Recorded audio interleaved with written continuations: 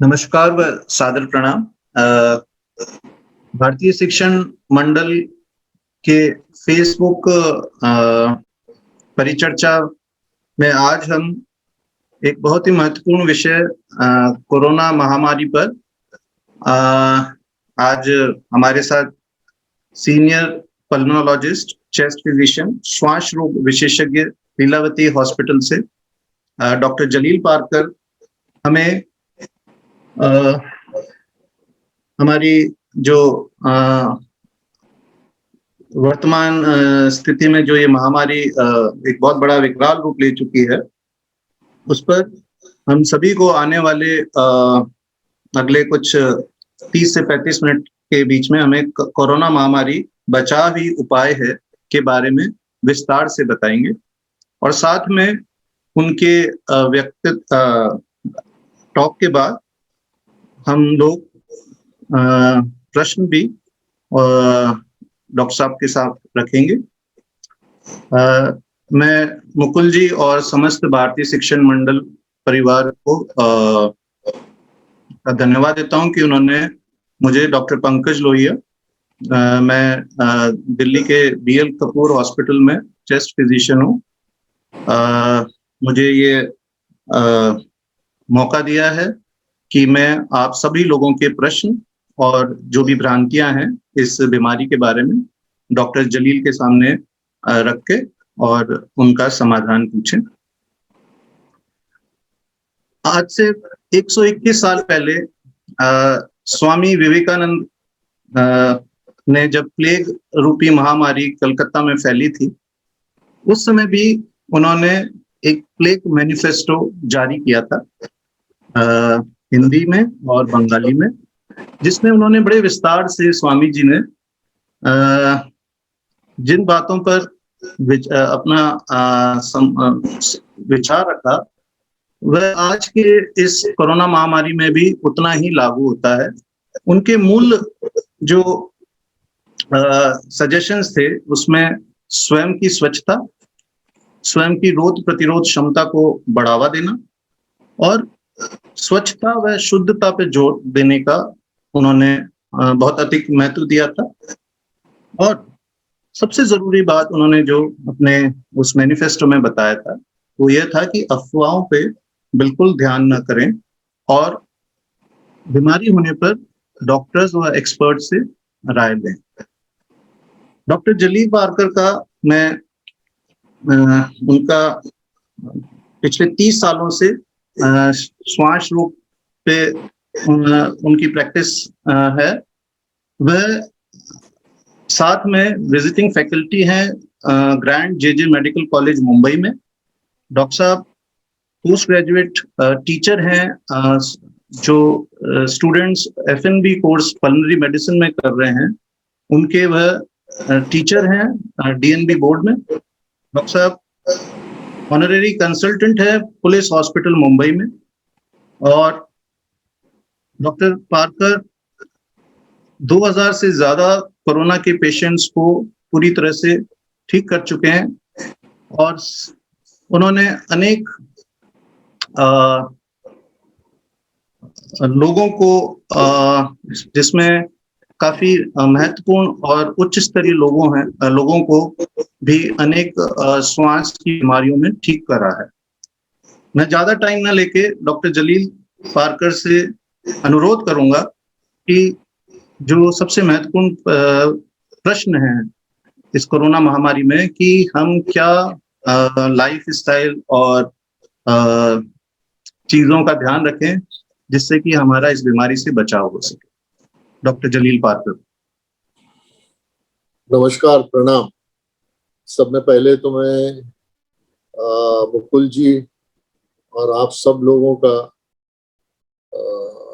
एक तरह से शुक्रगुजार हूं कि आप लोगों ने मुझे इस मंच पे बुलाया है बात करने के लिए।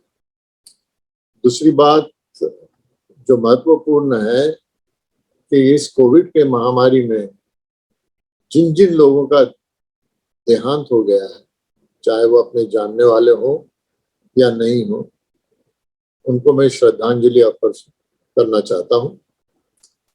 और तीसरी बात कि ये जो डिस्कशन हम करने वाले हैं उसके बारे में शुरू करने से पहले मैं आप लोगों को सबको एक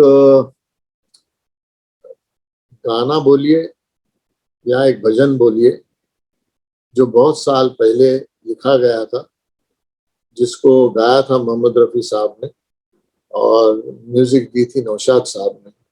वो दुनिया के रखवाले, सुंदर मेरे मेरे लाल। ये कहना इसके लिए जरूरी है कि हम इस वक्त पर आ चुके हैं, इससे गुजर रहे हैं कि हम में से बहुत सारे लोगों ने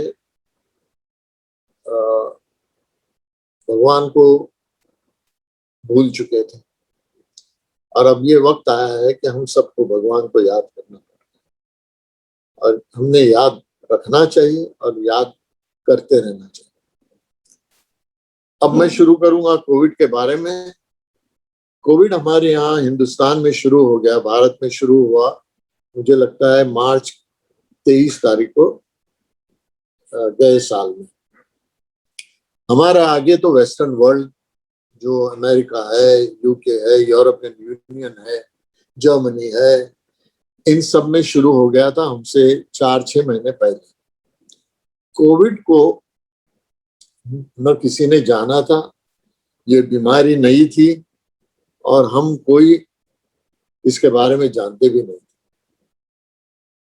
चूंकि ये बीमारी पहले वेस्टर्न वर्ल्ड में आ चुकी थी, हम उनका एक्सपीरियंस लेके हम हमारे यहाँ उसको अप्लाई कर रहे थे। तो जब ये बीमारी शुरू हो गई तो लोगों ने कहा 2 गोलियां हैं, एक HCQ है वो आप हफ्ते में 1 बार लेंगे और एक एजिथ्रोमाइसिन करके एंटीबायोटिक्स है, ये लेंगे तो आपको कोविड होगा नहीं। हम लोगों को किसी को भी अंदाजा नहीं था कि हम किससे लड़ाई लड़ने वाले। अब ये दवाइयां शुरू होने के बाद फिर पता चला था कि दवाइयां तो कुछ काम नहीं कर रही हैं। उसके बाद बांग्लादेशी लोगों ने, कुछ डॉक्टर्स थे, उन्होंने शुरू किया और उन्होंने कहा कि 2 दवाइयां बहुत महत्वपूर्ण है, उसमें से एक आयोमेक्टिन है और एक डॉक्सीसाइक्लिन है, जो लेते हैं जिन जिन मरीजों को हम दे रहे हैं, तो 10 में से जो 7 मरीज हैं वो घर पे उनका इलाज हो रहा है, 3 हॉस्पिटल में आते हैं, उसमें से 2 बच जाते हैं और एक का देहांत हो जाता है। इस मारामारी में जो नई दवाइयां आई उसको वक्त लगा, हमको बीमारी समझने में वक्त लगा। मैं खुद उस बीमारी का शिकार था और मैं तो तकरीबन आप समझ लो कि मैं यहाँ से चल चुका था और जिस दिन मैं बीमार हुआ था मुझे ये एहसास भी नहीं था कि मैं कपड़ों में आया हूँ या मैं नंगा आया हूँ। ये तो भगवान की कृपा थी कि हॉस्पिटल ने मुझे हमारे वाइस प्रेसिडेंट हैं अजय पांडे जी, उन्होंने एम्बुलेंस भेजा और मैं उस एम्बुलेंस में हॉस्पिटल चला गया। उसके बाद जब दूसरे दिन थोड़ी मेरी आंख खुली, मैंने देखा तो मेरे बाजू में मेरी खुद की पत्नी थी। अब ये बात मेरे दिमाग में बहुत घूम रही थी और मुझे बहुत बात लग रही थी कि अगर मैं जिंदा नहीं रहा या मैं मेरी पत्नी को नहीं बचाया तो मैं लोग अगर जिंदा रहा तो मैं जवाब क्या दूंगा। मेरा बेटा उस वक्त वो ट्राइडेंट होटल में वहां पर था, उसको आने नहीं मिल रहा था, 3 महीने से वो आया नहीं था हमें देखने के लिए। और मेरे पिताजी हैं जो 95 इयर्स के अभी भी जिंदा हैं, वो अकेले थे। तो आप सोच सकते हैं हम किस कश्मकश से गुजर चुके हैं। अच्छा, ये होने के बाद हमारी हालत ये हो गई कि दवाइयां मिल नहीं रही थी। उस वक्त तो रेमडेसिविर बड़ी शुरुआत हुई थी। ये तो बाद में मुझे पता चला कि ये सब दवाइयां ढूंढने के लिए रात पूरी रात बम्बई में मेरे दोस्त लोग, डॉक्टर दोस्त लोग, बाकी के भी दोस्त लोग, हम लोग सब, और उसमें हमारे मुख्यमंत्री जो हैं उद्धव जी, इन सब ने कोशिश की कि हमको कहाँ से दवाइयां मिले। और वो दवाइयां लेने में हम कुछ, भगवान की कृपा थी, हम बच गए। बोलने का मेरा मकसद ये था कि इतनी कश्मकश थी कि हम खुद के लिए दवाई नहीं ले सकते थे, हमको खुद को दवाई नहीं मिल रही थी। और जिस दिन मैं यहाँ से बाहर निकल रहा था हॉस्पिटल से, आईसीयू से, उस दिन जिसने मेरा इलाज किया वो बेचारा एडमिट हो गया। और मेरे कितने स्टूडेंट्स हैं, पोस्ट ग्रेजुएट स्टूडेंट्स हैं, आरएमओस हैं, नर्सेस हैं, सिस्टर्स हैं, नर्सिंग अटेंडेंट्स हैं, ये लोग सब एक के बाद एक बीमार होने लगे। एक तरह का वो सैलाब आया था। आप कह सकते हैं कि जो पहला सुनामी था वो आ चुका। उसमें हमने देखा कि बहुत सारे जो बूढ़े लोग हैं वो हॉस्पिटल में आ रहे थे, और वो बूढ़े लोग आके सब हॉस्पिटल में लेट आते थे। हमारे पास दवाइयाँ थी नहीं, और दवाइयाँ नहीं होने की वजह से हम लोग सोच रहे थे कि कौन सी दवाएं दें और कौन सी दवाएं न दें। और इस कश्मकश में मरीज जो था वो वेंटिलेटर पे चला जाता था, और फिर उनको बचाने के लिए हमको बड़ी दिक्कत होती थी। हमने बहुतों को हम खो चुके थे। अब ये सब जब चल रहा था, उसके बाद दवाइयां आना शुरू हो गई, जैसे रेमडेसिविर है, टोसिलिजुमैब है, प्लाज्मा है। इसमें ही कुछ 2-3 महीने तो गुजर चुके थे। अब ये सारा इलाज जो था वो हम वहां का, दूसरे देशों का देख के हम यहाँ पर उसका इस्तेमाल कर रहे थे। ये बात ये नहीं है कि हमारे देश के डॉक्टर्स अच्छे नहीं हैं। ये बात नहीं है कि हमारे डॉक्टर्स, हमारे रिसर्च नहीं कर रहे हैं। बात ये थी कि हमारे पास दवाइयां थी नहीं उस वक्त सारे मुल्क में। तो ये हिंदुस्तान को दोष देना जो है कि हिंदुस्तान में ये नहीं था, वो नहीं था, वो नहीं, ये सब गलत है। और इसीलिए दवाइयां सिर्फ 5-6 थी, और हमको किस तरह से मरीजों को बचाना है, इसके पास, हमारे पास कुछ ऐसे पुख्ता प्रोटोकॉल्स नहीं थे, क्योंकि हमने ये मरीज कभी देखे नहीं थे। तो हम सब सारी चीजें कोशिश करते थे। उसमें थे स्टेरॉइड्स भी थे और ब्लड थिनर्स भी थे, उसका भी हम उपयोग करते थे। हायर जनरेशन एंटीबायोटिक्स था, उसका भी हम लोग उपयोग करते थे।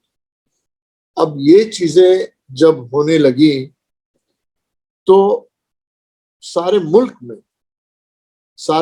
ने गलतियां की। ये आप समझ लीजिए, चाहे वो अमेरिका हो, चाहे वो यूरोप हो, जर्मनी हो, कोई भी हो, गलतियां ये की क्योंकि उन्होंने कहा कि भाई, जैसे कि रेमडेसिविर बहुत अच्छी दवाई है, उस वक्त कहा कि टोसिलिजुमैब जो है वो कुछ काम नहीं करती, उसका कोई फायदा नहीं। फिर कहा कि प्लाज्मा बहुत काम करता है। उस वक्त हमारे देश में प्लाज्मा थेरेपी का उपलब्ध भी नहीं हुआ था। फिर हम लोगों ने, जो जागरण हो गया, तो सेंट्रल गवर्नमेंट है, दूसरे जो लोकल स्टेट गवर्नमेंट्स वगैरह हैं, इन्होंने प्लाज्मा का हम उपयोग किया। अब प्लाज्मा का उपयोग जब हमने किया तो हमने कुछ लोगों को बचा सके, कुछ लोगों को हम नहीं बचा सके।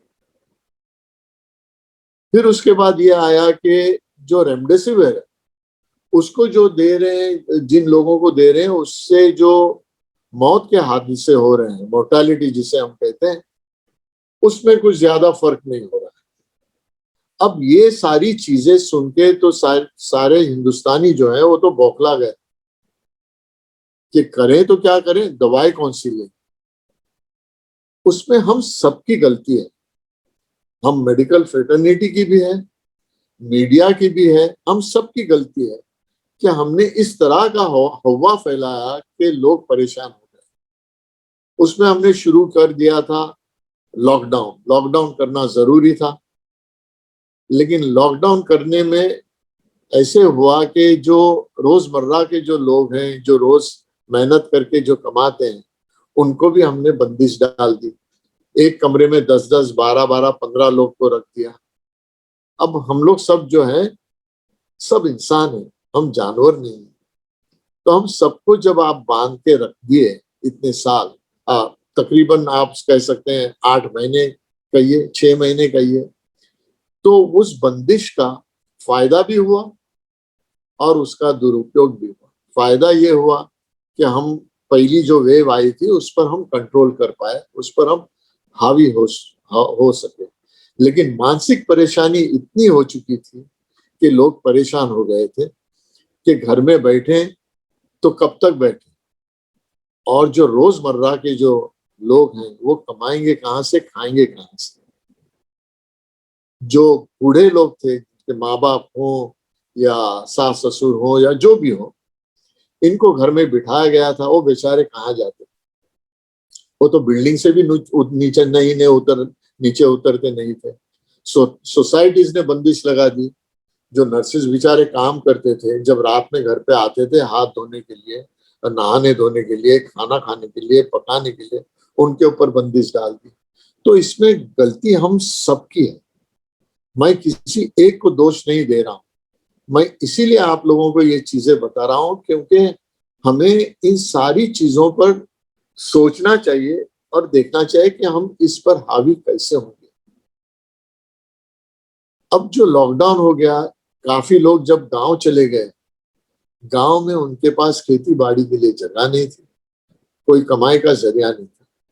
तो इकोनॉमी जो थी वो एकदम खस्त हो गई, इतनी बुरी हो गई कि लोग सोचे कि हम क्या करें, हम वापस जाएं शहरों में और जाके कमाएं, या हम घर में बैठ के यूं ही मर जाएं। खाना कहाँ से है? हमारे हिंदुस्तान में सब में बड़ा प्रश्न ये है दो चीजों का, हमारी आबादी और दूसरा है कि उसके साथ गरीबी। और इन चीजों के लिए इन चीजों को बरकरार रखने के लिए कि रोजमर्रा की चीजें मिलें, उसके लिए हमारी इकोनॉमी बहुत जरूरी थी। लेकिन इकोनॉमी पर बहुत असर पड़ गया, और ये सिर्फ हमारे देश पर नहीं पड़ा, जो अच्छे अच्छे देश हैं सब पर, जो पैसे वाले मुल्क हैं उन सब पर पड़ा है। मसला ये आता है कि जो हेल्थ मिनिस्ट्री जो रहती है किसी भी मुल्क की, वो कभी भी पैसे जनरेट नहीं करती गवर्नमेंट की, चाहे वो अमेरिका हो, जर्मनी हो, यूके हो, कोई भी। पैसे जनरेट दूसरे बिजनेस के जो फाइनेंसेस रहते हैं वो लोग जनरेट करते हैं। और इसी वजह से हमारी जो हेल्थ की जो फोर्स था उसके ऊपर काफी असर पड़ गया। गवर्नमेंट ने बहुत सारी चीजें शुरू कर दी। वैक्सीनेशन पर हम लोग ने बहुत सारा जोर लगाया। अब उसमें ऐसा हो गया कि जब वैक्सीनेशन पर जोर लगाया गया, जब प्रधानमंत्री ने वैक्सीनेशन वगैरह शुरू किया, तब तक एक मानसिक परेशानी लोगों में हो गई थी, और उनके मानसिक ये ऐसे हो गए थे कि वैक्सीन लेना नहीं चाहे, वैक्सीन होने से और तकलीफ बढ़ेगी। तो ये जो चीजें हैं, ये सब चीजें दूर करने के लिए आज हम इस मंच पर आए हैं, ताकि लोगों को पता चले कि हॉस्पिटल कब जाना चाहिए, घर पर कब इलाज करना चाहिए, वैक्सीनेशन करना चाहिए कि नहीं, मास्क पहनना जरूरी है कि नहीं, और लोगों में 100 200 500 लोगों की जो तादाद में लोग मिलते हैं वो मिलना, उससे दूर रहना चाहिए, ताकि हम ये वेव पर काबू पाए। अब उसमें आ गई, गोलियां आ गई जिसको फैबी फ्लू कहते हैं। तो अब मैं ये आपको बताना चाहता हूं कि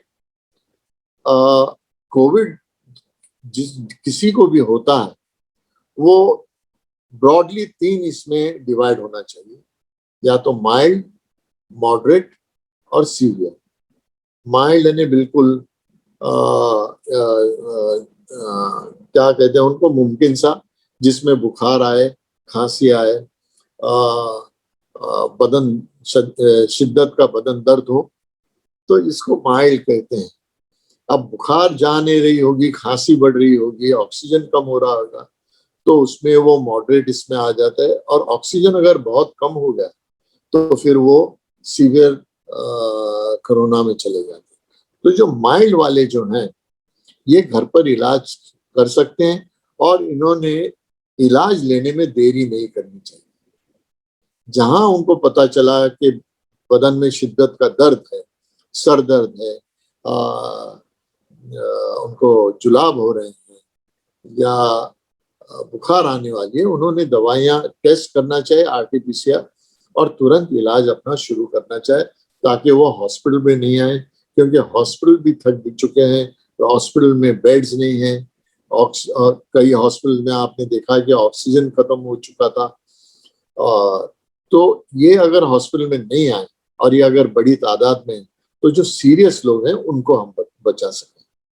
अब जो मॉडरेट होता है उसमें ऑक्सीजन जो 95% के नीचे गिर जाता है, उसमें बूढ़े लोग हों या जवान लोग, अभी सेकेंड वेव में तो जवान लोगों का भी आ चुका है, तो अगर ऑक्सीजन 90, 92, 94 हो, इन्होंने तुरंत हॉस्पिटल जाना चाहिए और एडमिट होना चाहिए, ताकि इनके ऊपर हम लोग इंजेक्शन वगैरह से, दवाइयों से इनको हम बचा सके, और वो वेंटिलेटर पर न जाए।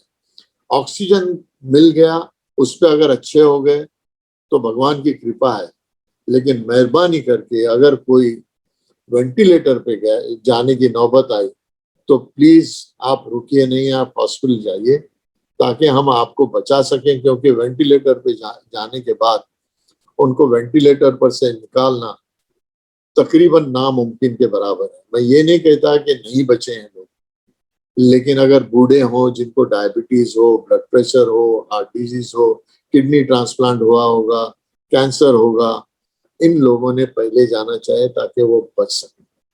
अब ये पहली वेव में गरीबों पर असर पड़ा था, क्योंकि वो सब एक साथ रहते थे, और बूढ़ों पे पड़ा था।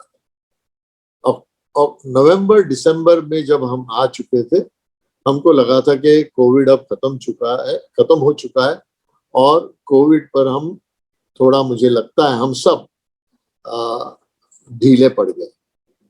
और उसकी वजह ये थी कि हर कोई कहता था कि अब तो यार घर में बैठ बैठ के कब तक बैठे, चलो बाहर निकलते हैं। बच्चे जो थे, बच्चों पर आप सोचो कि उनकी मानसिक परेशानी कितनी हुई होगी, जहां पर बच्चे जो अपनी बिल्डिंग में या बिल्डिंग के नीचे कंपाउंड में या स्कूल में जाके अपने दोस्तों के साथ खेलते थे, आज वो सिर्फ एक छोटे लैपटॉप के पीछे बैठकर अपनी पढ़ाई कर रहे हैं, सब कुछ कर रहे हैं। तो ये मानसिक परेशानी जो बच्चों पर आई है, उसका असर अभी अभी थोड़ा बहुत दिखेगा, लेकिन आप ये याद रखना कि जब बड़े हो जाएंगे तो ये जरूर कहेंगे अपने बच्चों को कि हम इस दौर से गुजर चुके हैं। जहां पर बूढ़े लोग हैं, उनको घर में हमने बांध बांध के उनकी मानसिक परेशानी बहुत बढ़ा दी, और इसीलिए वो कहते हैं कि हमको मरना है, हम घर में मरेंगे, हमको हॉस्पिटल नहीं जाना, हमको दवाइयां नहीं लेनी। तो हम सबको मिलकर ये देखना है कि हम इसके ऊपर कैसे हावी हो जाए। दूसरी एक इम्पोर्टेंट बात यह है कि जो यंग पॉपुलेशन है, जिसको हम कहते हैं नई नवेली शादी करते हैं, 30 साल 35 साल की उम्र से लेके 45 साल तक, आपने आज के जमाने में, आज के वक्त में पति और पत्नी दोनों नौकरी करते हैं, दोनों की नौकरी से घर का खर्चा चलता है, उससे स्कूल के या कॉलेज के पैसे भरे जाते हैं, उनके घर के ईएमआई चलते हैं, स्कूटर हो, गाड़ी हो या बाइक हो, उसका ईएमआई जाता है। अब हुआ ऐसे है कि एम्प्लॉयर्स लोग ने सबको तो 6 महीने तो भी पैसे दे दिए, उसके बाद अगर कंपनी ही नहीं चल रही या दुकान ही नहीं चल रही है तो पैसा आएगा कहाँ से? और उस वजह से उन्होंने बहुत सारे लोगों को नौकरी से निकाल दिया। अब उसमें हुआ ऐसे है कि या तो पत्नी की नौकरी बरकरार है या पति की नौकरी बरकरार है, लेकिन उसमें खर्चा होता नहीं। तो इससे जो मानसिक परेशानी हो रही है घर पर, वो बहुत बड़ी हो रही है। इस पर भी हमें सोचना चाहिए। छोटी छोटी जो दुकानें, उसमें आप देखेंगे, या छोटे रेस्टोरेंट भी आप देखें, उसमें आप देखेंगे कि किचन में एक पकाने वाला रहता है, एक सब्जियां काटने वाला रहता है, 3-4 वेटर बाहर, जो अगर 3-4 टेबल रहेंगे तो उसके ऊपर रहता है।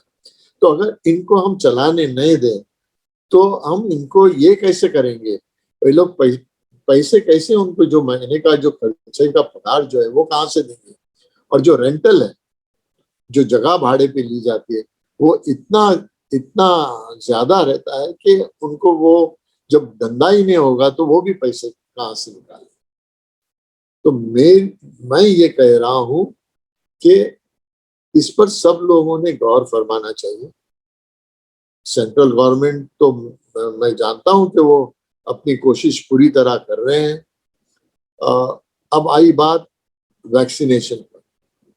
मैं सबको रिक्वेस्ट करता हूं, जो भी हो, आप मेहरबानी करके वैक्सीनेशन लीजिए, क्योंकि अगर आप वैक्सीनेशन लेंगे तो ये वक्त आए, नौबत नहीं आएगी कि आपको हॉस्पिटल आना पड़े और आप क्रिटिकल हो जाए। आपका इलाज घर पर हो सकेगा और आप मौत से बच सकेंगे। तो चाहे वो जवान हो, चाहे वो बूढ़े हो, गवर्नमेंट अगर हमारे लिए सहायता करती है कि वैक्सीनेशन हमको दे रही है, तो सबने बिना किसी हिचकिचाहट से वैक्सीन जरूर लें। ये नहीं सोचना कि ये वैक्सीन से ये होने वाला है, वो वैक्सीन अच्छा नहीं है, ये किसने कहा। ये सब अफवाहों पे आप इतना नजर मत डालिए। वैक्सीन दूसरे तरह के भी वैक्सीन है, मैं कोविड की बात नहीं कर रहा हूं, जिसमें भी 50% 60% एफिकेसी जो रहती है, तो वो क्या वैक्सीन नहीं लेते हैं? आप जो सालाना जो सर्दी होती है निमोनिया के लिए, फ्लू के लिए, वो वैक्सीन आप नहीं लेते हैं? उनकी क्या 95% एफिकेसी है? नहीं है, फिर भी लेते हैं। क्यों? कि उससे आपको अगर सर्दी, आपको निमोनिया, आपको फ्लू जो होने वाला है वो उतना जोरदार नहीं होता। मैंने खुद ने लिया वैक्सीन, मैंने भी लिया है। मेरे पिताजी 95 है, मैंने उनको भी वैक्सीन दिया है। तो मेहरबानी करके ये वैक्सीन जो है ये आप ले लीजिए। और इसमें जब ये वैक्सीन की बात आती है, एक मेरी गुजारिश है, मेरी एक दरखास्त, कि जिनकी माली हालात बहुत अच्छी है, उन्होंने ये अपनी तरफ से खुद से कोशिश करनी चाहिए कि अगर आप एक वैक्सीन के लिए 250 रुपये खर्चा हो रहा और आपकी माली हालात इतनी अच्छी है कि आप 1000, 2000, 3000 जो भी आपको लगता है, अगर आप वो खर्चा कर सकें तो उससे आप गरीबों को वैक्सीनेशन दिला सकें। हमने हमारी इंसानियत भूलनी नहीं चाहिए। इंसानियत नहीं रहेगी तो हम कहाँ जाएंगे।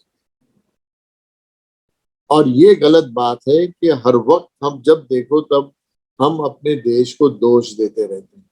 अपने देश को दोष नहीं देना चाहिए, हमको उसमें मिलकर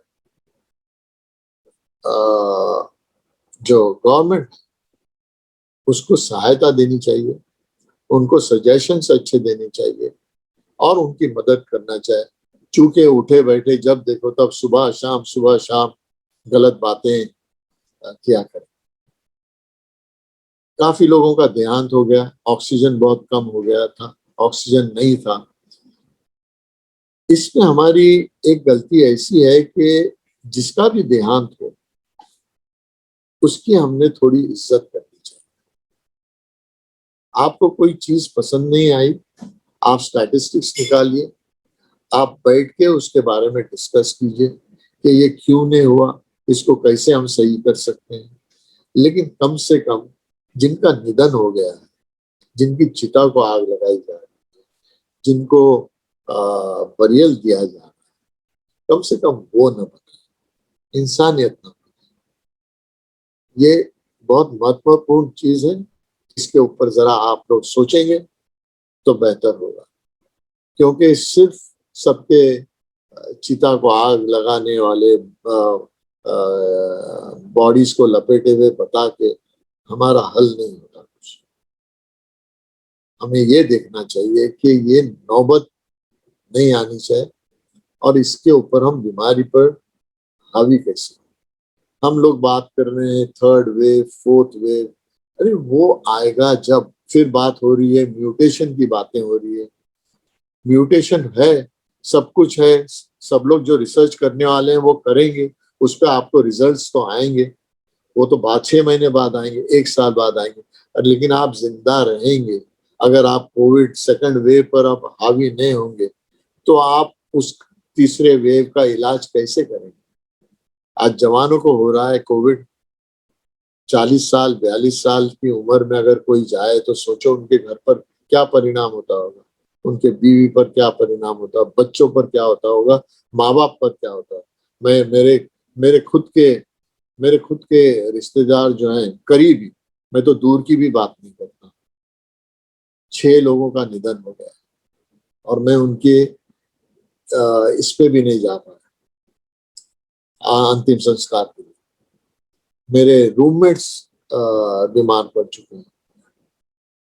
3 दिन पहले, 1 हफ्ता पहले मेरे एक डीएनबी स्टूडेंट था, उसको 1 महीना पहले कोविड हो गया। वो कोविड में से निकला, 15 दिन के बाद फिर हॉस्पिटल में आया और हमारे साथ जुड़ गया कोविड के ट्रीटमेंट के लिए। उसके माताजी, पिताजी, बीवी को कोविड हो गया केरला में। मेरे साथ एक लड़की थी जो लंदन जाने मांग रही थी एजुकेशन के लिए, उसको कोविड हो गया और बेचारी एक कमरे में अकेले रहती थी। उसे किसी ने पूछा तक नहीं कि भाई तेरे पास खाने के लिए कुछ है, कुछ भेजें। हम लोग तो इंसानियत, में कह रहा हूं कि हम लोग भूल चुके हैं। कुछ लोग हैं अभी भी, इंसानियत पूरी मरी नहीं है, इंसानियत तो पूरी है। हमारी सोच हमको बदलनी पड़ेगी और मेहरबानी करके अपनी सोच बदलिए। ये सेकंड वेव जो आया है उस पर अभी थोड़ा थोड़ा कंट्रोल होने आया है। आप इसमें से बहुत सारे डॉक्टर्स होंगे। मेरा ये कहना है कि हम डॉक्टर्स जो हैं, हमारा एक ही हेतु रहता है और हमारी ट्रेनिंग जो रहती है वो एक ही रहती है कि हमको मरीज को बचाना है। हमारे पास जो दवाइयां हैं उस दवाइयां का उपयोग करके हम उसको कैसे बचाएं। आज ये वक्त है कि हमारे पास वक्त भी नहीं है सोचने के लिए कि ये दवाई क्यों नहीं आई, ये दवाई महंगी क्यों है, ये इस हॉस्पिटल में ऑक्सीजन क्यों नहीं आया, कहाँ से आने वाला है। इसमें हमें पढ़ना नहीं चाहिए। हमारी डॉक्टर की जो ये है वो हमें ये है कि हमको जान बचानी है, उस पर हमें तवज्जो देना है। हाँ, हम जिस हॉस्पिटल में हैं वहां पर हमें मैनेजमेंट जो रहता है उसको बताना चाहिए कि ऑक्सीजन अगर कम पड़ रहा है, अगर दवाई नहीं है तो दवाइयां लेके आए, नहीं तो हम मरीज को बचा नहीं सकेंगे। ये पॉइंट करना बहुत जरूरी है और हम वो कर रहे हैं। अब रही बात बेड्स की, जहाँ हॉस्पिटल में लोग अब बहुत बड़ी तादाद में आए, तो हॉस्पिटल्स ने भी बहुत कोशिश की कि वो अगर उनकी बेड की कैपेसिटी समझो 100 है या 200 है, वो लोग उसको बढ़ाएं। तो हमने जैसे लीलावती में लॉबी में बेड रखे थे, क्या करते, मरता क्या ना करते। लोग आए हुए हैं, उनको कुर्सी पर बिठाने से अच्छा हम लॉबी में उनको डाल दिए, जहां पर सब कोविड के मरीजों का इलाज होता था। उनको ऑक्सीजन दिया, उनको दवाइयां दी, उनको नर्सेस थे, नर्सिंग एड्स थे, हर चीज की सहूलत दी। तो क्या गलत किया। तो ये क्यों बताना चाह रहे हैं कि हमने लॉबी में लोगों को इलाज किया, अरे हमने उनकी जान तो बचाई। घर में बैठ के सिर्फ दूसरों पर उंगलियां उठाना ये अच्छी बात नहीं। आप सोच सकते हो कि हम जो मास्क पहनते हैं, 2 मास्क पहने जाते हैं, उसके ऊपर एक शील्ड भी रहता है और वो पीपीई किट भी रहता है। नर्सेज जो हैं, जो नर्सिंग अटेंडेंट्स जो है, टेक्नीशियंस जो है, जो सिक्योरिटी गार्ड्स हैं, वो लोग 8-8 घंटे वो पहने हुए रहते हैं। जो आरएमओज रहते हैं वो न वो चाय पीने के लिए जा सकते, न खाना खाने के लिए जा सकते, न टॉयलेट जा सकते। न कॉफी, न सैंडविच। अब मैं तो ये मानता हूं कि अगर आप आधा घंटा या 1 घंटा मुश्किल से अगर रहें तो मैं मेरी प्रैक्टिस छोड़ दूंगा। तो इन लोगों ने इतनी मेहनत की, और ये मेहनत किस लिए कर रहे हैं? या इनको पैसे ज्यादा मिल रहे हैं? नहीं, क्योंकि ये जानते हैं, इनको ये सिखाया गया है कि इंसानियत बहुत अहम रखती है। क्या उनकी फैमिली नहीं है, उनके बच्चे नहीं है, उनके माँ बाप नहीं है, और जब वो घर जाते हैं उनको कोविड नहीं होगा? वो लोग ये सोचते हैं क्या? नहीं, वो नहीं सोचते। तो मेरा ये कहना है कि जितने फाउंडेशंस हैं, जितने बड़े बड़े कॉरपोरेट सेक्टर्स वगैरह हैं, इन लोगों ने सब मिलके साथ में चल के हमें ये देखना है कि हमारे देश को हम कैसे आगे बढ़ाएं। बड़े दुख की बात होती है जब मीडिया, टीवी पर आप देखते हैं या पेपर में आप फोटो देखते हैं कि एक लड़का अपनी माँ के लिए सिलेंडर के लिए कितनी भीख मांगता है, और वो रास्ते पर लेटता है और गुजारिश करता है कि मेरी माँ के लिए सिलेंडर दो, और उसकी माँ का ध्यान रखो। आप सोचो, जो बच्चे जो यहाँ से जो जब ये लॉकडाउन हुआ था, जो यहाँ से चलते गए थे मीलों दूर, आप 25 किलोमीटर चल के मुझे बताओ, अपने गांव गए, गोद में माँ बच्चों को लिए हुए, और जो पिताजी जो थे वो सर पे बोझा लिए हुए, क्या उन पर गुजरी? क्या हमारे सबके दिल मर चुके हैं? हमारी इंसानियत मर चुकी है? सिर्फ दोष दोष दोष देना ये गलत बात है। निकलो बाहर, मदद करो, किसी भी तरह से आपको करना है। तो मैं ये आप लोगों से कहना चाहता हूं आखिर में कि टेस्ट करना कोविड का बहुत जरूरी है। गवर्नमेंट को अगर आपको कोविड है तो बताना जरूरी है, मास्क पहनना बहुत जरूरी है, साफ सफाई रखना बहुत जरूरी है, और एहतियात रखना बहुत जरूरी है। अगर हम ये सब चीजें नहीं करेंगे, वैक्सीनेशन नहीं लेंगे, तो हम इस बीमारी पर हावी कभी नहीं होंगे और हमारे देश की तबाही होगी। इकोनॉमी पे हमें बहुत ध्यान देना चाहिए, क्योंकि अगर लोगों के पास खाने के लिए पैसा नहीं होगा, जीने के लिए पैसा नहीं होगा, तो कहाँ जाएगा? इन सब चीजों को मैं आपसे गुजारिश करता हूं, और आप लोगों को जो भी सवाल पूछना है आप लोग पूछ सकते हैं। फिर से मेरी एक गुजारिश है आप सब लोगों से, धन्यवाद। कुछ चीजें हो सकता है मैं भुला होऊंगा, कुछ चीजें हो सकते हैं मैंने गलत बोला होगा, लेकिन मैंने जो कहा है वो मैं भलाई के लिए कहा है, देश की भलाई के लिए कहा है। मैं किसी पर उंगलियां उठाना नहीं चाहता हूँ, ना मैं किसी को दोष देना चाहता हूँ, क्योंकि इस वक्त ये वक्त आया है कि हम लोग थक चुके हैं।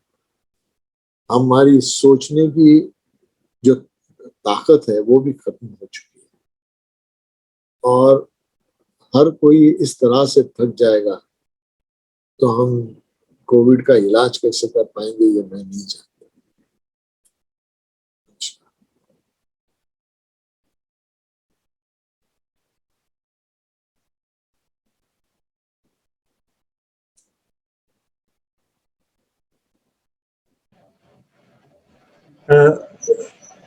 जिन लोगों ने कुछ समय बाद इस चर्चा में शामिल हुए हैं, मैं आप सभी लोगों के लिए बता दूं, हमारे साथ डॉक्टर जलील पारेकर साहब, जो कि बहुत ही सीनियर पल्मोनोलॉजिस्ट, श्वास रोग विशेषज्ञ, लीलावती अस्पताल मुंबई में उन्होंने बहुत ही विस्तार से अपने व्यक्तिगत अनुभव का और एक क्या हमें सावधानियां रखनी है और बचाव के लिए क्या क्या करना है, तो सबके बड़े विस्तार से बताया। मैं डॉक्टर साहब, आप 5 मिनट मैं एक चीज बोलने भूल गया हूँ वो मैं कहना चाहता हूँ सबको। जी जी और जी। वो ये है कि मेहरबानी करके जो डॉक्टर्स, नर्सेज, सब लोग जो मरीजों का इलाज करते हैं, वो इलाज करने के लिए आप डॉक्टरों पे छोड़ो। डॉक्टर वो ट्रेनिंग नहीं लेता कि उसको मरीज को मारना है। वो चाहता है कि वो मरीज को इलाज बराबर करे और उसको खुशामदी अपने घर पे अपनी फैमिली के पास जिंदा वापस भेजे। तो मेहरबानी कीजिए कि डॉक्टरों को दोष न दीजिए, नर्सेस को, ना हॉस्पिटल को, और उनके ऊपर हाथ नहीं उठाए। अगर आपको हाथ उठाना है, आप समझते हैं कि वो आपका हक है, तो आपको ये जरूरी करना पड़ेगा कि आपने उस मरीज को बचाना चाहिए। और अगर आप में वो हिम्मत है तो अब हम सबको आप खत्म कर लो, आप लोग इलाज कीजिए। वरना आपको कोई हक नहीं देता कि आप किसी के ऊपर, कोई doctor, nurse, ward boy, assistant, technician, security, hospital, उनके ऊपर हाथ नहीं।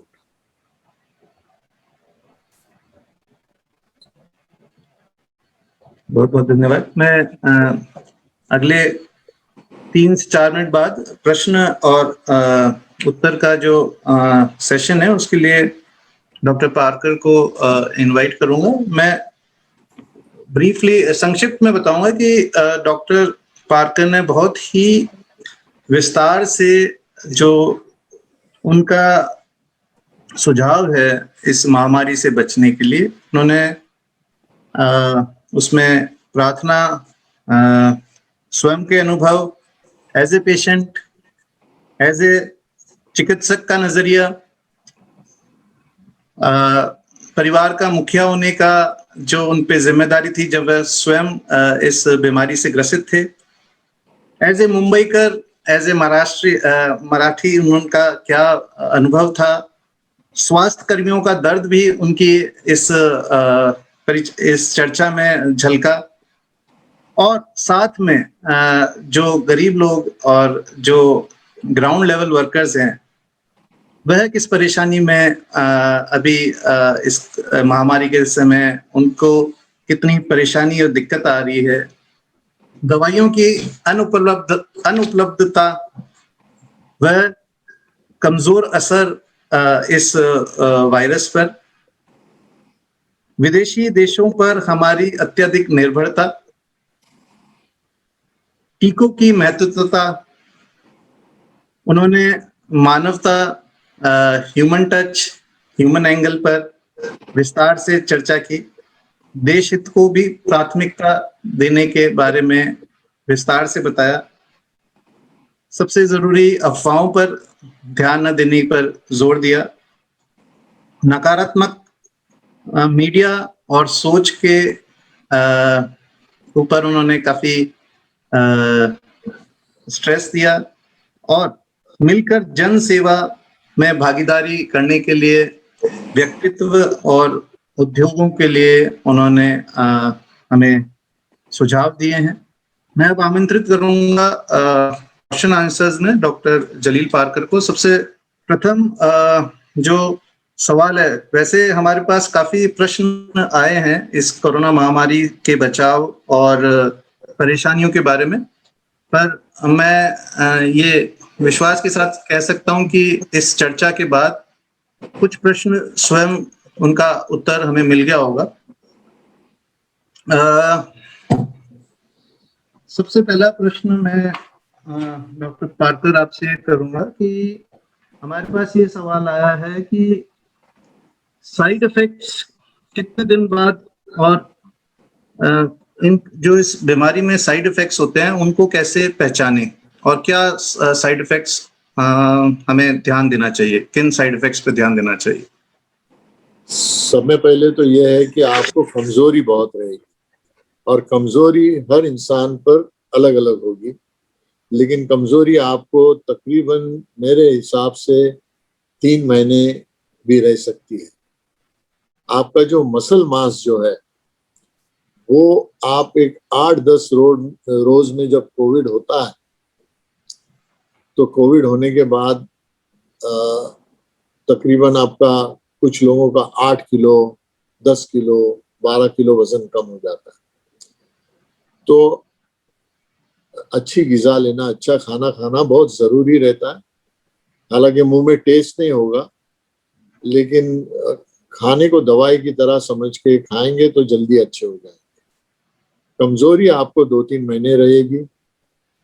हमारे देश में हुआ ऐसे है कि चूंकि पहले दवाइयाँ इतनी थी नहीं, और जो दवाइयाँ थी उसमें हमने स्टेरॉइड्स की बहुत गलत यूज किया है, और इतना स्टेरॉइड्स हम सबको मिल चुका है, मुझे भी दिया गया,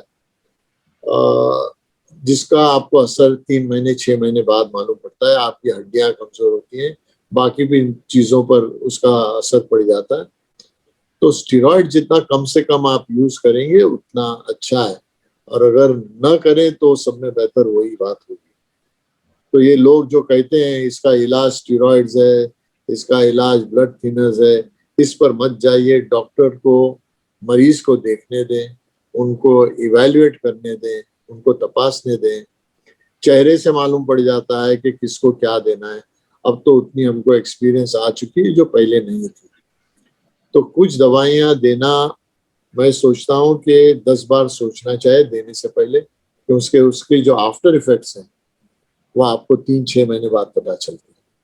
और मैं ये दावे के साथ कहता हूँ कि अगर हमारे देश में 2 करोड़ की आबादी को कोविड हुआ होगा, तो आप मुझसे लिख कर ले लीजिए, 1 करोड़ लोगों को डायबिटीज हो जाए। लोग जो सुन रहे होंगे वो मुझसे सहमत नहीं होंगे और उनको बुरा भी लग रहा होगा, लेकिन वक्त बताएगा। तो ये एक चेतावनी है कि हमने स्टेरॉइड जितना कम इस्तेमाल करें या न करें बेहतर है। शुगर की जांच भी जरूरी है कोरोना के दौरान, अगर आपको स्टेरॉइड्स दिया गया है। डॉक्टर साहब, दूसरा सवाल जो सबके जहन में आ रहा है कि जो ये सेकेंड वेव में जो आपकी चर्चा, आपके टॉक में भी ये क्लियर था कि अब जिस एज में लोगों को ये बीमारी हो रही है वो बच्चे व वृद्धजन नहीं है। अब जो देखा जा रहा है, जिस उम्र में ज्यादा कोरोना के से लोग प्रभावित हो रहे हैं वो यंग एज है, 25 से 60 साल के बीच में। तो इसके बारे में आपका क्या विचार है? ये तो हकीकत है, लेकिन अगर वैक्सीनेशन वगैरह लिए हुए रहते हैं तो इन लोगों को क्रिटिकलिटी उतनी नहीं होती है, घर पर इलाज किया जा सकता है। जितना बूढ़े लोगों को सिवियरिटी जो होती है वो इन जवानों में नहीं है। लेकिन हाँ, ये सेकेंड वेव में अगर आप कहते हो कि म्यूटेशन की वजह से है, हो सकता है म्यूटेशन की वजह से, लेकिन अगर म्यूटेशन की वजह से भी अगर है तो हमारे पास दूसरा चारा क्या है, हमारे पास दवाई क्या है? हम फिर घूम फिर कर उसी चीजों पर आए हैं कि ये 4-6 जो दवाइयां हैं, स्टेरॉइड दो, ब्लड थिनर दो, रेमडेसिविर दो, टोसिलिजुमैब दो, फैबीफ्लू दो, मल्टीविटामिन दो। दूसरा हमारे पास बचा क्या है? कुछ नहीं बचा है। तो इसको हमें, हमारे पास वही चीजें हैं जो महत्वपूर्ण है, और वो हैं कि मास्क पहनना, दूरियां रखना, साफ सफाई रखना, वैक्सीनेशन लेना, ये बहुत जरूरी है। उम्र से ज्यादा उम्र का कम उम्र होना या ज्यादा उम्र होना इस महामारी में महत्वपूर्ण नहीं है, जितना महत्वपूर्ण बचाव के तरीके हैं।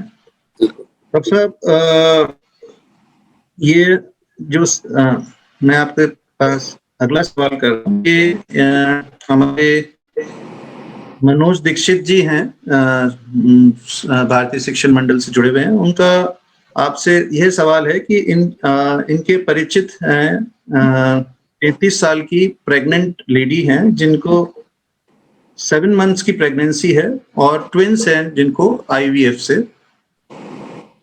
इनका ये सवाल है कि उनका अभी खांसी भी है और कोरोना पॉजिटिव हुआ है 7वें महीने में। जो उनकी रिपोर्ट्स उन्होंने हमारे साथ शेयर की है उसमें D डाइमर 0.82, IL-6 इज 38.3, और सीआरपी की वैल्यू है 107। अभी उनको डबल डोज ऑफ डेक्सोना उनके हिसाब से 2 ml थ्राइस डे पे रखा है और ऑक्सीजन सपोर्ट की जरूरत पड़ने पर ही रखी गई है।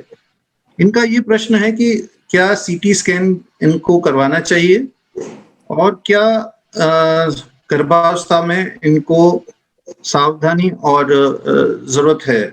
अभी वह चिकित्सक की सलाह से घर पर हैं। सीटी स्कैन की जरूरत बिल्कुल नहीं। सीटी स्कैन तो आपको ये बताएगा कि आपकी सिवियरिटी कितनी है। अब वो सिवियरिटी देखने के लिए आप एक्सपोजर क्यों देना चाहते हैं आपके फीटसेस को? कोई जरूरी नहीं है। तो सीटी स्कैन जरूरी नहीं है। हाँ, स्टेरॉइड्स जो आप दे रहे हैं उसका आफ्टर इफेक्ट तो सिर्फ माँ पर नहीं, जो होने वाले बच्चे हैं, फीटस है, उस पर भी होगा। तो अगर सीवियर नहीं, अगर ऑक्सीजन बहुत अच्छा है तो आप घर पर ही ट्रीटमेंट दे दीजिए और उस पे आप जी किस अवस्था में उनको लेटना चाहिए? एंटीकोगुलेशंस का कोई इस करंट गर्भावस्था की स्थिति में 7वां महीना चल रहा है या और कुछ उन्हें आपसे ये उन्होंने ओरल ये क्यों नहीं दिया? मैं ये जानना चाहता हूँ। एंटीवायरल दिया क्यों नहीं कोविड का? जैसे फेविपिराविर है, जी क्यों नहीं दिया है? स्टेरॉइड क्यों दिया हुआ? बेहतर ये होता कि अगर फेविपिराविर देते और स्टेरॉइड अगर अवॉइड करते तो बहुत अच्छा रहता। और अभी अगर वक्त नहीं गया है तो उन्होंने फेविपिराविर दे देना चाहिए, क्योंकि the foetus is fully developed. जी, nearly fully developed. I think you should also refer to gynecologist का ओपिनियन ले लेना चाहिए और पीडियाट्रिशियन का भी ओपिनियन ले लेना। जी जी। अगला सवाल डॉक्टर पारकर ये है कि इम्यूनिटी बूस्ट करने का क्या अच्छा तरीका है? आप सेहतमंद खाना खाएं, डाइटिंग पे मत जाएं, और आप सेहतमंद खाना खा रहे हैं तो एक्सरसाइज कीजिए। That is the best way to develop a good immunity. जी, क्वारंटाइन का समय कितना फ्रूट्स ग्रीन वेजिटेबल्स खाना बहुत जरूरी। जी डॉक्टर साहब, क्वारंटाइन का समय कितना है? कहीं 2 हफ्ते है और कहीं 3 हफ्ते बताया जा रहा है। ये क्वेरी आई है। अब ऐसे है कि क्वारंटाइन का इंटरनेशनली सब तरफ था 14 डेज का। अब महाराष्ट्र में उसको 17 दिन कर दिए हैं और कुछ जगहों पर अलग अलग देशों में 21 दिन भी रखा हुआ है जी। लेकिन बाद में जो है वो क्या कहते हैं उसको, आरटीपीसीआर वापस करने की जरूरत नहीं। मैंने आज तक मेरा नहीं किया है। मैंने आज तक मेरा सीटी स्कैन नहीं किया है, न मैंने मेरे बीवी का किया है, न मेरे दोस्तों ने किया है।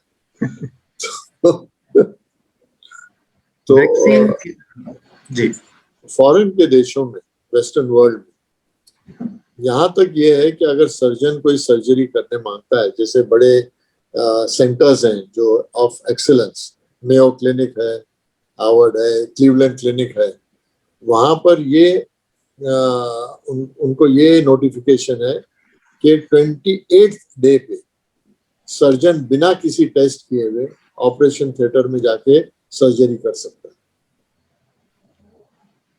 जी, टीका वैक्सीन लेने का क्या वाकई में कोई नुकसान है तो किसको और किस प्रकार के? आप पहले भी बता चुके, प्रेग्नेंट लेडीज को लेना चाहिए या अन्य बीमारी वाले? सबको लेना चाहिए जी। कुछ बीमारी जिसमें अगर एलर्जिक मैनिफेस्टेशंस, रिएक्शंस बहुत हैं तो उन्होंने अवॉइड करना चाहिए। उसमें भी टेस्ट डोज वगैरह देके देख लेना चाहिए, वरना वैक्सीनेशन तो सबके लिए रेकमेंड किया गया है। क्या ये संक्रमण दूसरी बार हो सकता है या इसकी कितनी संभावना है? सब तो कह रहे हैं कि तीसरी वेव आने वाली है। अब पता नहीं वो कैसी होगी। ये सेकंड वेव जो थी, ये तो एक सुनामी, क्या आप न्यूक्लियर बॉम्बिंग बोलो, कारपेट बॉम्बिंग बोलो, उससे भी बदतर थी। तो थर्ड वेव के लिए हमें थोड़ा जागरण होना चाहिए और उसके ऊपर कैसे हावी हो जाए उसके लिए तैयारी अभी से कर लेनी चाहिए। थोड़ा भी हम इस चीज के ऊपर नजरअंदाज करेंगे तो हो सकता है हम लोग काफी तकलीफ में आ जाएंगे। तो ये कहना कि नहीं थर्ड वेव आएगी तब देखेंगे, ऐसा कुछ नहीं है वगैरह, मुझे लगता है वो उचित नहीं होगा, वो गलत बात है। क्या हवा में वायरस रहता है? जो कि लेटेस्ट रिकमेंडेशन है कि ये एक एरोसोलाइज्ड वे में फैलता है, तो इसको हमारे सुनने वाले इसको विस्तार से पूछना चाहते हैं कि ये हवा में कितनी देर रहता है या कितना फैलता है हवा से? मेरे पास वो डिटेल्स तो नहीं है, लेकिन अभी तो कहा जाता है, एज पर लिटरेचर कह रहे हैं कि अभी एयरबॉर्न है, हवा में रहता है। लेकिन मेरा एक ही कहना है, फिर वापस मैं उसी मुद्दे पर आ रहा हूँ कि वो हवा में है नहीं है, हमारे पास नया इलाज क्या है, इसके बारे में कोई बताए तो मैं मानूं। बाकी सब चीजें तो वहीं पे वहीं है, मास्क पहनना है, डिस्टेंसिंग करना है, सैनिटाइजेशन करना है, सब अपनी जगह पर सही है।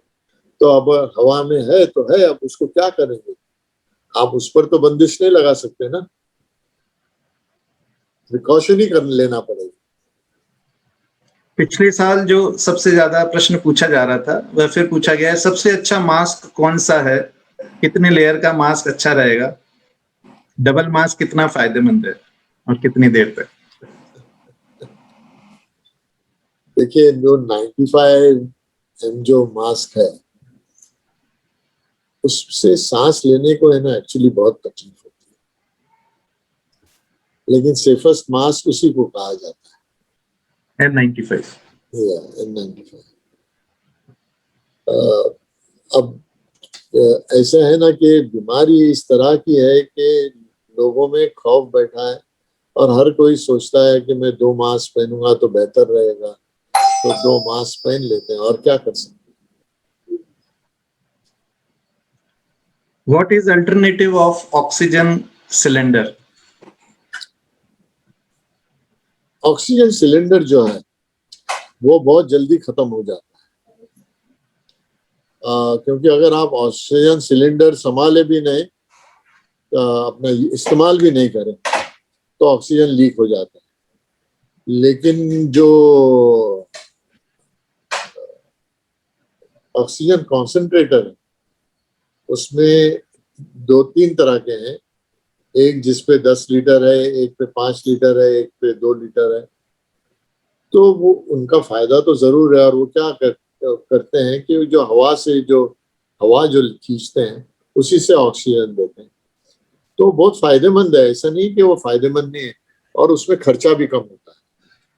तो आप भाड़े पर ले सकते हैं या खरीद भी सकते हैं, लेकिन सिलेंडर जो है वो बहुत जल्दी खत्म होता है, और आप नहीं भी इस्तेमाल करो, समझो आपने घर सिलेंडर ले लिया, घर पे रख 15 दिन ऐसे ही रखा, उसमें से जब जरूरत पड़ेगी तो आप देखेंगे तो उसमें से ऑक्सीजन तो लीक हो चुका है।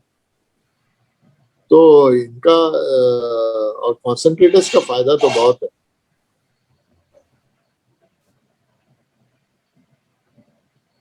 अगला सवाल, जो कि हर व्यक्ति आजकल सीटी स्कैन, हमारी आपकी उद्बोधन में यही हुआ था कि सीटी स्कैन जब जरूरत हो तभी करवाएं। तो सवाल यह है कि HRCT स्कोर अगर 21 से 25 के बीच में है तो और क्या किया जा सकता है? आपने एक बार सीटी स्कैन किया, वापस आपको करने की जरूरत ही नहीं है, आप कर क्यों रहे हैं? मैं तो सबसे ये कहता हूँ, क्योंकि हर मरीज जो मेरे पास रहते हैं जो एकदम एफ्लुएंट रहते हैं, वो लोग कहते हैं हमारा सीटी स्कैन क्यों नहीं करते हो, वापस सीटी स्कैन करो। मैं उनसे यही समझाता हूं कि सीटी स्कैन करने से आपका मकसद हल नहीं होता। उल्टा सीटी स्कैन मशीन को अगर आप थोड़ी राहत देंगे तो जिनको जरूरी है उनका सीटी स्कैन कर पाएंगे, और अगर सीटी स्कैन को अगर आपने थोड़ी राहत नहीं दी तो वो मशीन भी खराब हो जाती है। हमारे हॉस्पिटल में जो होता है कि दो लोड इतना आता है तो मशीन तो कुछ एक लिमिट तक लेगी ना, उसके बाद तो मशीन भी हाथ धो लेगी। तो सीटी स्कैन जितना कम कर सकते हो उतना कम है। अब दूसरा हमारे पास जो ये है, वो लोग कहने लगे हैं कि सीटी स्कोर क्या है, कोरैट स्कोर क्या है। ये सिर्फ हमने बनाया है। सीटी स्कोर, कोरैट स्कोर क्या है? एक सॉफ्टवेयर है जो कैलकुलेट करता है परसेंटेज। तो अगर आपको ये पता चल रहा है कि ये माइल्ड है, मॉडरेट है या सीवियर है, ये काफी है। अब सीटी स्कोर वक्त तो ये हो गया है कि अभी अगर डॉक्टर रास्ते पर चल रहा होगा तो एक कुत्ता भी आके पूछेगा कोरैट स्कोर क्या है। ये हाल है। तो प्लीज मेहरबानी करके ये स्कोरिंग छोड़ दीजिए। मूल मकसद है कि जब स्कोर ज्यादा है तो आप अनुभवी चिकित्सक के साथ, अगर किसी वजह से करवाया गया है और अगर सैचुरेशन कम है तो आपको मेडिकल असिस्टेंस चाहिए। बिल्कुल। सी, आपका जो क्लिनिकल इवैल्यूएशन होता है उस पर पता चलता है कि सिवियरिटी कितनी होगी। तो अगर सीटी स्कैन पे अगर 80% अगर लंग इन्वॉल्व है या 70% इन्वॉल्व है तो आपको तो वो मरीज दिख के आ जाता है। तो वो स्कोर का कोई मायने ही नहीं रहता है। आपको मरीज दिख रहा है कि वो ऑक्सीजन के लिए कितना तड़प रहा है, उसका सैचुरेशन कितना है। आपके पास दूसरे रिपोर्ट्स भी जो हैं वो देख के आप समझ सकते हैं। अस्थमा पेशेंट्स जो कोरोना पॉजिटिव हो गए हैं उनकी रिकवरी और नॉर्मल पर्सन की जो जिनको अस्थमा नहीं है उन मरीजों की रिकवरी में क्या कोई फर्क है? बिल्कुल। जिनको अस्थमा है उन्होंने बहुत एहतियात रखनी चाहिए। जिसको सीओपीडी है उन्होंने बहुत एहतियात रखनी चाहिए। अगर कोई लंग की सर्जरी वगैरह हो चुकी है उन्होंने एहतियात रखनी चाहिए, क्योंकि उनके रिकवरी में थोड़ी दिक्कत आती है।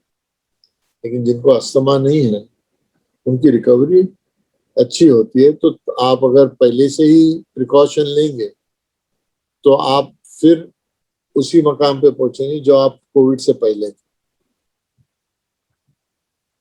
कोविड में और एक देखा गया है कि ब्लड शुगर जो है वो बहुत फ्लक्चुएट होता है, लेकिन वो कोविड के वक्त में फ्लक्चुएट होता है। बाद में अगर आप अपने पुरानी दवाइयों पे चले जाएं तो वो डायबिटीज कंट्रोल में आता है और ब्लड शुगर भी कंट्रोल में रहता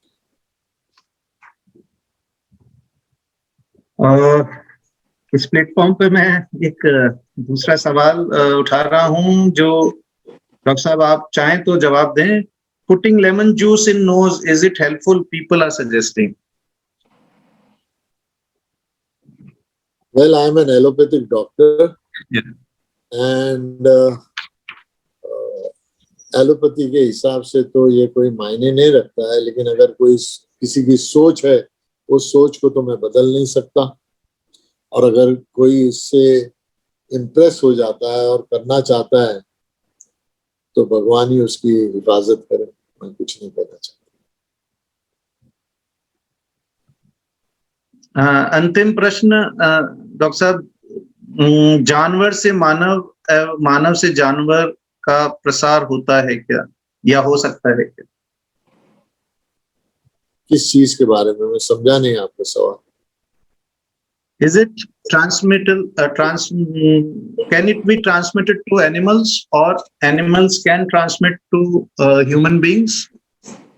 I think the studies are going on, but I don't think there is कोई ऐसा Maybe is it related to pets or poultry? I'm not sure what the अभी तक किसी question ने is. एकदम पुख्ता 100% डॉक्यूमेंटेशन नहीं किया इस बारे में, तो जवाब देना उचित नहीं होगा।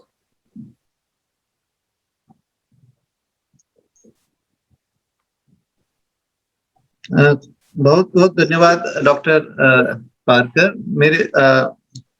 हमारे सत्र में जिस विस्तार से हमारी भ्रांतियों और इस बीमारी के बारे में जो चर्चा हुई है और जो सवाल और उनके उत्तर के माध्यम से डॉक्टर पारकर ने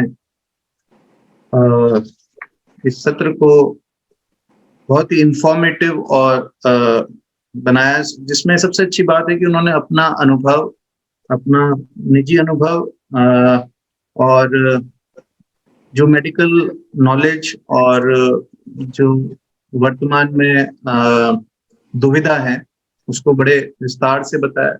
साथ में डॉक्टर साहब ने सबसे जरूरी जो इस हमारे सत्र का कोर इशू है कि क्या बचाव में हम कुछ और कर सकते हैं दवाइयां और ऑक्सीजन के अलावा, तो डॉक्टर साहब ने एसएमएस, सैनिटाइजेशन, मास्क की पर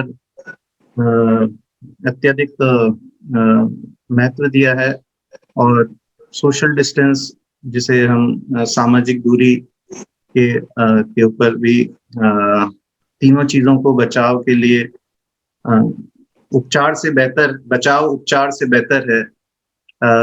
उसके दवाइयाँ जो और रेमेडीज हैं उस पे अभी पूरी तरह से इस वेव में अभी कंट्रोल में ज्यादा समय लग सकता है।